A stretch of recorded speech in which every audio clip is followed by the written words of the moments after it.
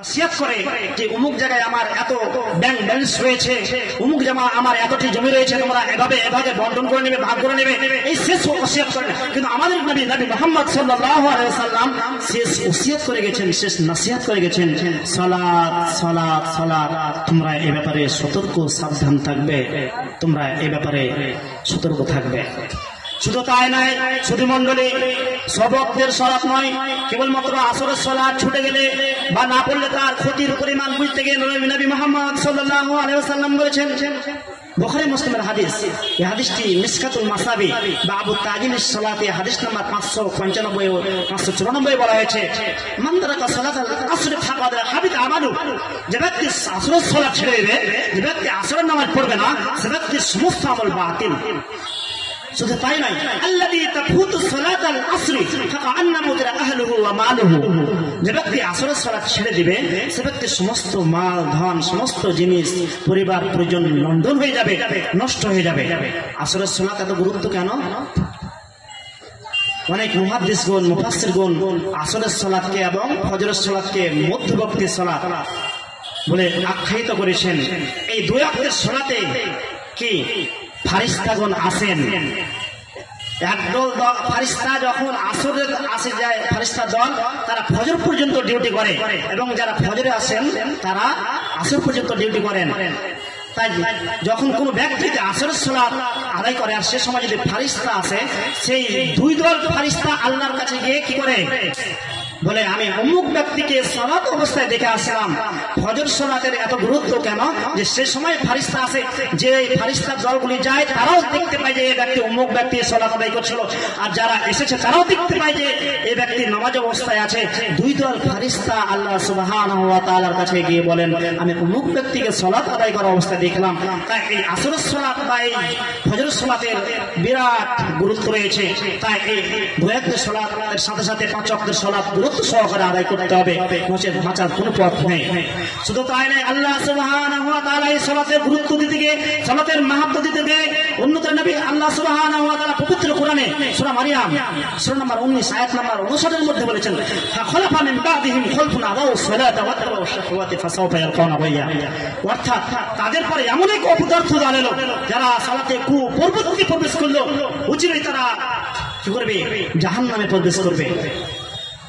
এই আয়াত দ্বারা আমরা স্পষ্ট ভাবে বুঝতে পারি, এই পৃথিবীতে এখন বর্তমানে যারা সালাত আদায় করে, কখনো করে কখনো করে না, তাদের ব্যাপারে ভয়াবহ জাহান্নাম রয়েছে। শুধু তাই না, এই ব্যাপারে আল্লাহ সুবহানাহু ওয়া তাআলা পবিত্র কোরআনে ছোট্ট একটি সূরা, সূরা মাউন আয়াত নম্বর 4 থেকে 6-7 মধ্যে বলেছেন, ফাওয়াইলুল লিল মুসাল্লিন আল্লাযীনা হুম আন সালাতিহিম সাহুন আল্লাযীনা হুম ইউরাউন। অর্থাৎ ওয়াইল নামক জাহান্নাম রয়েছে সেই সব সালাত আদায়কারীর জন্য যারা তাদের সালাতে উদাসীন, যারা শুধু মানুষকে দেখাবার জন্য সালাত আদায় করে।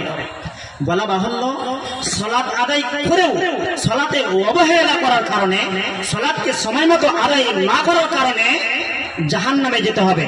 তাহলে যারা টোটালি সালাত আদায় করে না, তাদের কি হতে পারে? প্রিয় শ্রোতাগণ, ভালোভাবে বুঝুন, যারা সালাত আদায় করে কিন্তু ঠিক মতো করে না, যারা সালাত আদায় করে পাঁচ ওয়াক্তের সালাত আদায় করে না, শুধুমাত্র জুমার সালাত আদায় করে, যারা সালাত আদায় করে কিন্তু তাদের সালাতে ইখলাস নেই, তাদের সালাতের পদ্ধতি নেই, রাসূল মুহাম্মদ সাল্লাল্লাহু আলাইহি ওয়াসাল্লামের যে পদ্ধতি রয়েছে সে পদ্ধতি নেই, এবং মানুষকে দেখানোর জন্য সালাত আদায় করে, তাদের জন্য যদি রয়েছে কি ওয়াইল নামক জাহান্নাম। তাহলে যারা টোটালি সালাত আদায় করে না, তাদের কি হতে পারে? তাই বলছিলাম, যারা টোটালি সালাত আদায় করে না, তাদের ব্যাপারে অনেক ভয়াবহ হাদিসে বলা হয়েছে, তাদেরকে ফিরআউন, কারণ তাদের সঙ্গে উঠানো হবে কিয়ামতের দিন। কিয়ামতের দিন তাদেরকে ফিরআউন, কারণের সাথে উঠা হবে, তাদের ফিরআউন এবং কারণের সাথে কিয়ামত হবে।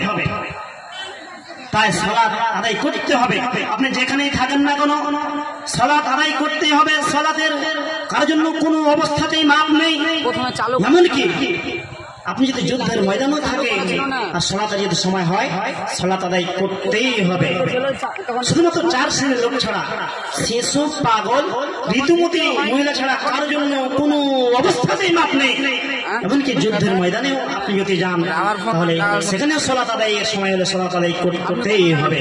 তাই বলছিলাম সালাত পবিত্র হয়ে আদায় করতে হয়। পবিত্র হওয়ার জন্য আপনার কাছে কোনো কাপড় নেই, কোনো পানি নেই, কিছু নেই, আপনি অপবিত্র অবস্থায় আছেন, আপনি এমন জায়গায় রয়েছেন সেখানে কোনো কিছু নাই, সেখানে আপনাকে সালাতের সময় হলে সালাত আদায় করতেই হবে। সালাত আদায় করতে হলে কি কাপড় পরিধান করে সালাত আদায় করতে হয়? আপনার কাছে কাপড় নেই, আপনাকে সালাত আদায় করতে হলে পবিত্র কাপড় কি পরিধান করতে হয়। আপনার কাছে পবিত্র অপবিত্র কোনো কাপড় নেই, তবু সালাত আদায় করতে হবে। সালাতের এত গুরুত্ব, যেটা বলছিলাম সালাত এমন একটি গুরুত্বপূর্ণ ইবাদত, এর কোনো কাফারা নেই, কাজা নেই। যেমন সিয়াম, আপনি অসুস্থ ব্যক্তি, আপনি সিয়াম পালন করতে পারছেন না, আপনার জন্য কাজা রয়েছে, আপনি কাজা আদায় করতে পারেন, আপনি কাফারা দিতে পারেন। কিন্তু সালাত একটি ভিন্ন ইবাদত। সালাত হলো আপনাকে যতক্ষণ আপনার জ্ঞান থাকবে, যতদিন পর্যন্ত আপনার হুঁশ থাকবে, যতদিন পর্যন্ত আপনার সালাতের বয়স হয়ে যাবে, ততদিন পর্যন্ত আপনাকে সালাত আদায় করতেই হবে, তাছাড়া বাঁচার কোনো পথ নেই। আসসালামু আলাইকুম। আমাদের কাছে পর্যাপ্ত খাবার আছে, আপনারা সুস্থ শান্তি শৃঙ্খলা বজায় রেখে লাইন দিয়ে টিকিট গ্রহণ করুন এবং আমাদের সহযোগিতা করুন। সকলকে বলা হচ্ছে যে আপনারা সুন্দরভাবে লাইন দিয়ে শৃঙ্খলা বজায় রেখে টিকিট গ্রহণ করুন। আমাদের খাওয়ার অনেক আছে, আপনারা শান্তিভাবে কাজ করুন। আসসালামু আলাইকুম। শুধু তাই নয়, আল্লাহ সুবহানাহু ওয়া তাআলা এই সালাতের গুরুত্ব দিতে গিয়ে বলেছেন, গার্জেনদেরকে হুঁশিয়ার করেছেন।